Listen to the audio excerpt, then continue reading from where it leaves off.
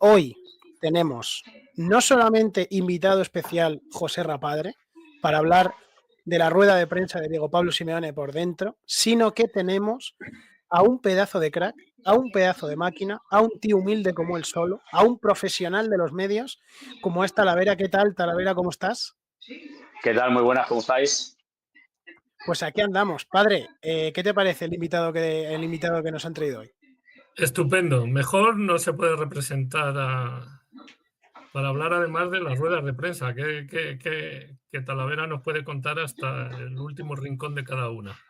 Vamos a empezar con eso, Tala. La temática del programa de hoy, por eso estamos mi padre y yo, son la rueda de prensa y los entrenamientos del Club Atlético de Madrid y de muchos clubes de fútbol. Por dentro vamos a contar un poquito intríngulis, un poquito de experiencias, y tú, persona mejor para el programa de hoy, es que se me ocurren bien pocas. ¿Cómo vives tú las ruedas de prensa del Club Atlético de Madrid? Bueno, partimos de la base de los que llevamos un montón de años, son muy distintas a lo que eran. Antes había ruedas de prensa después de cada entrenamiento, antes hablaba siempre un futbolista, las previas a los entrenadores, antes estabas con ellos pegados en la sala de prensa, antes en el Cerro del Espino estaba abajo, donde está ahora el gimnasio, estaba pegado, salían del gimnasio, se metían en los coches y podías charlar con ellos. Y en general, todo lo que tiene que ver con la comunicación ha variado un montón en estos años y no precisamente a mejor.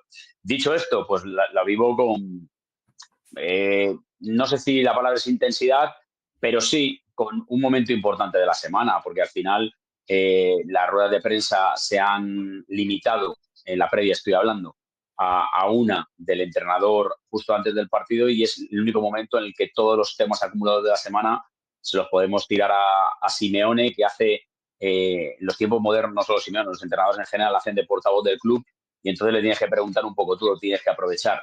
Y entonces, bueno, pues con ganas de que llegue ese momento, con ganas de sacar dudas, de liberarte de alguna cosa que tengas por dentro y sobre todo con la nostalgia de lo que un día fue esta profesión y lo que es hoy en día.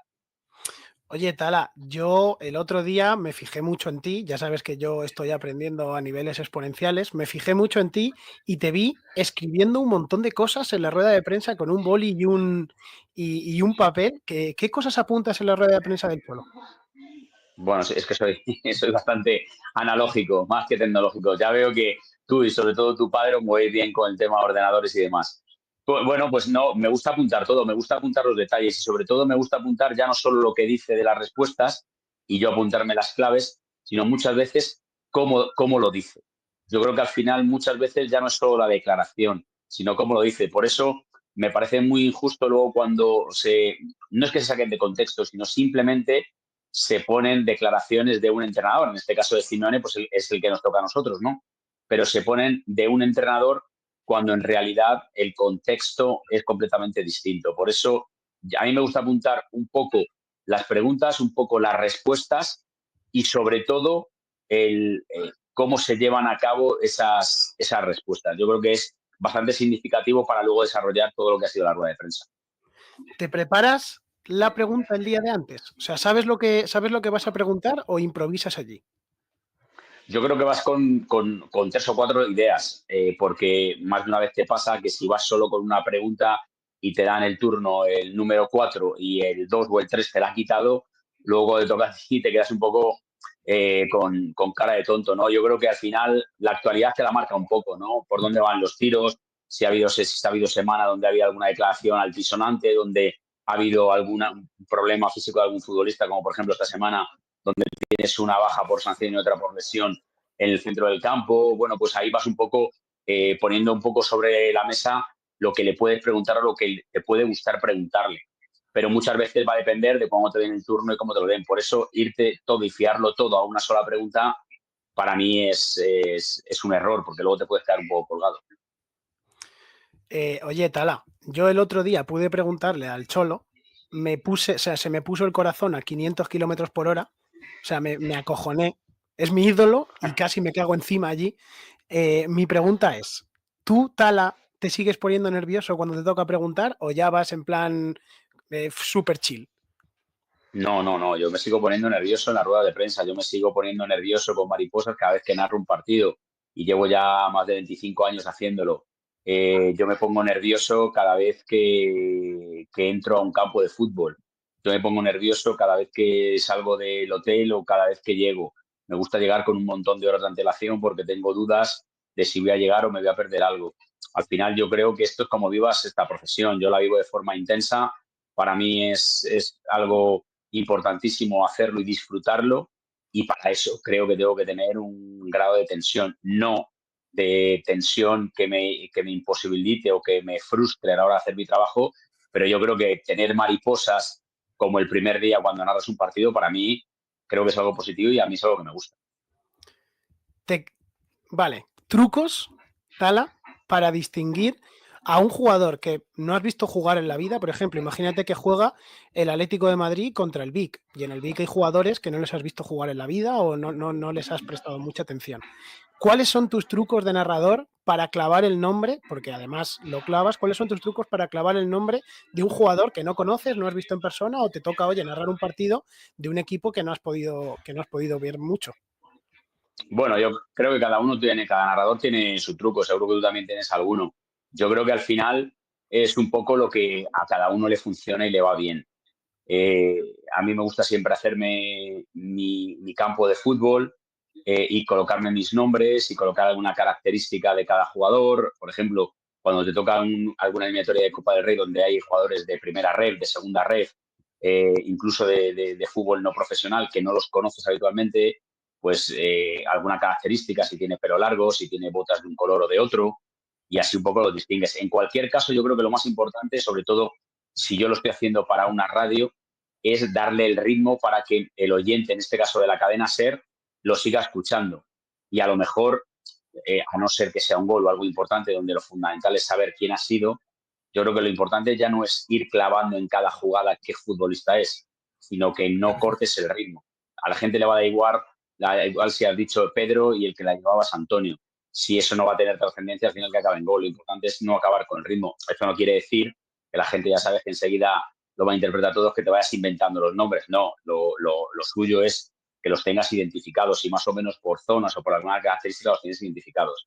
Pero puestos a que alguien pegue una arrancada desde atrás de un pase en una fase media de la jugada de gol, es más importante que no cortes el ritmo a que digas de forma fehaciente quién es el jugador que ha dado el pase número 2 al pase número 3, ¿sabes?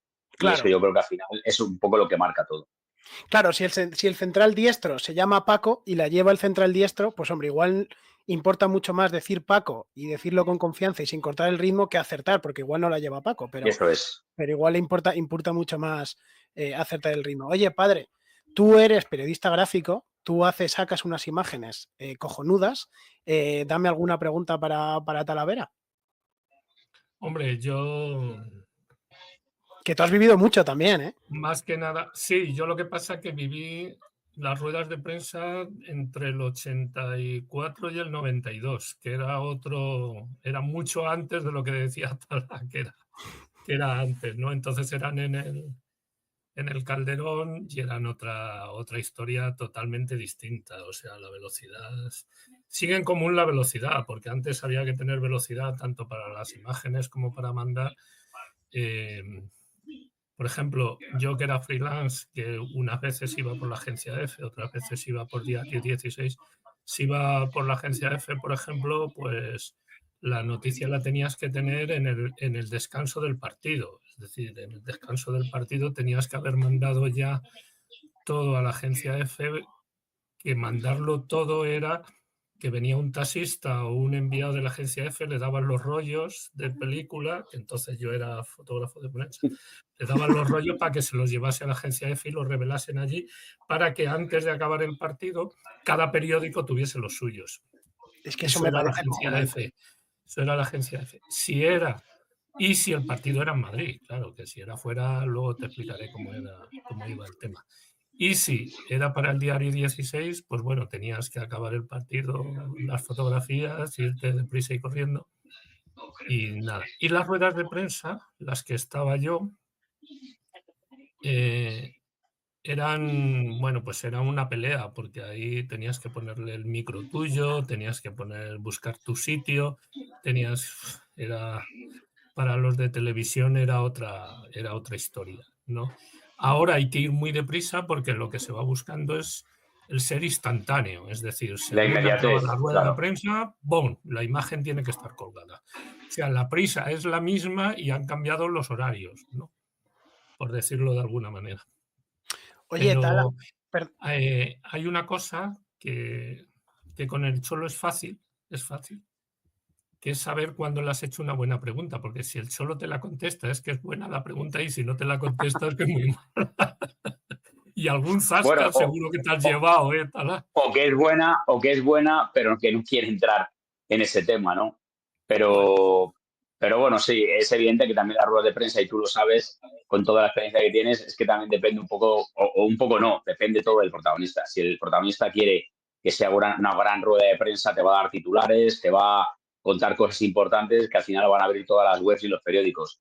Si quiere pasar de puntillas y no quiere hacer ruido en una previa porque no le interesa, pues te va a dar 4 eslóganes rápidos, te va a dar 4 monosílabos y como dice José Ramón, pues te va a pegar algún zasca y a otra cosa, ¿no? Pero es así. Yo creo que al final nosotros, tú puedes ir con la mejor intención, tú puedes intentar hacer el mejor trabajo posible, tú puedes intentar hacer una pregunta pertinente de un tema de actualidad que luego va a depender evidentemente de la respuesta. Está claro, está claro. Y además que, bueno, tenemos... todas las cosas tienen un arma de doble filo. Por ejemplo, en el Atlético de Madrid tenemos la suerte, la suerte de que no hay un representante, no hay un portavoz del club, entonces todo se lo intentamos achacar al Cholo. Hay otros clubes que tienen Claro. su portavoz del club y entonces pues ahí el entrenador pues se lava las manos y se lo echa todo al representante. Y bueno, pues siempre algún titular siempre se saca.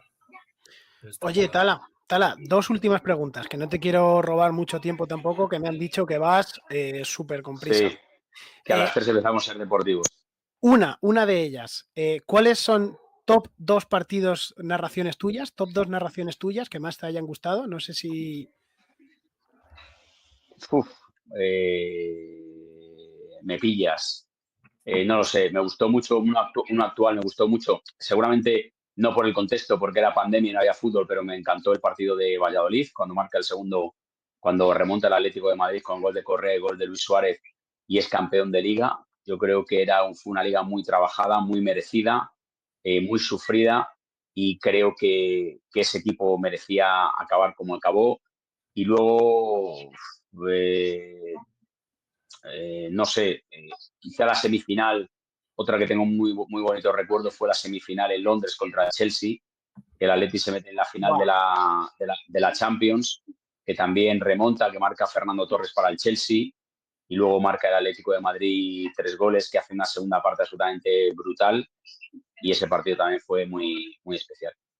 Y última, diferencias entre narrar para una radio y narrar para una tele. Bueno, completamente distinto, sobre todo el ritmo. Al final en radio tú tienes que sustituir a la imagen. Tú tienes que hacer que el sonido lo llene todo. Tú tienes que ser los ojos de la persona que no está viendo el partido. Por eso tienes que decir un montón más de detalles y contar muchas más cosas. Sin embargo, en la tele es un ritmo mucho más pausado, es un ritmo mucho más tranquilo, porque tú lo que tienes que es acompañar a la imagen. Es evidente que tienes que contar lo que pase con ritmo, pero no con el ritmo porque al final en la televisión lo más importante es la imagen. Y yo creo que sobre todo son las 2 diferencias más importantes. Pues muchas gracias por estar aquí con nosotros, Talavera, de verdad. Espero no haberte robado demasiado tiempo de más. Un placer y espero vernos pronto. Sí, será una buena señal para vosotros y para mí. Cuidaros mucho, un abrazo. Un abrazo, Tala. Chao, Un chao. abrazo, Tala. Hasta luego. Bueno, pues un crack, un absoluto crack el que hemos tenido, pero es que ahora, padre,